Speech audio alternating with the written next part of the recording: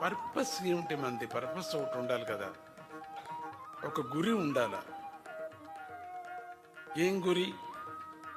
పిల్లలు కాను అమెరికాకి పంపించు, మళ్ళీ కొట్టుకొని ఏడుచు, మళ్ళీ రారు వాళ్ళు, కొట్టుకొని ఏడుచు సావు.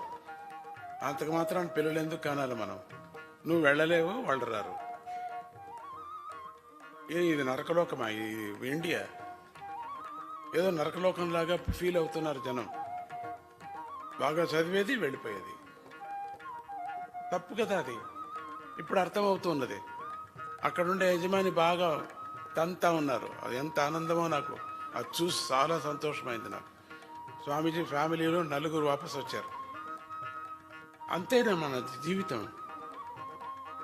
ఒట్టి డబ్బు డబ్బు డబ్బు డబ్బా దేనికి? పిల్లలు కనటానికి. అంటే ఏమిటి? కామం. నువ్వు కామానికి కదా డబ్బు ఖర్చు పెడుతున్నావు. పైగా ఏదో వంశం అని చెప్పడం, అంత అబద్ధాలు.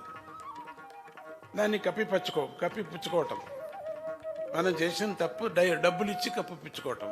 మోసం, అంతా మోసం. జీవితం అంతా మోసం. పైగా కుటుంబస్తులు అని పేరు చెప్పుకోవటం. అయితే ఇదంతా చేయకూడదా స్వామీజీ? చెయ్యాలా, నేను వద్దని చెప్పలేదు. దానికి ఒక క్రమశిక్షణ ఉంది అని చెప్తున్నా. దాన్ని మనం అనుసరించటం లేదు. ఆ రూల్స్ని మనం ఫాలో చేయటం లేదు. చేస్తే మనస్సు నెమ్మదిగా ఉంటుంది. గిల్టీ ఉండదు మనం వెళ్ళేటప్పుడు. నేను అది చేయలేదు, ఇది చేయలేదు, దానికి మోసం చేశా, దీనికి మోసం. అప్పుడైనా జ్ఞాపకాలు వస్తాయేమో తెలీదు మనిషికి. అప్పుడైనా రాక తప్పదు, కానీ అప్పుడేం చేయలేవు నువ్వు. టైం లేదు. అప్పుడైనా పరమాత్ముని ధ్యానం చేయాల.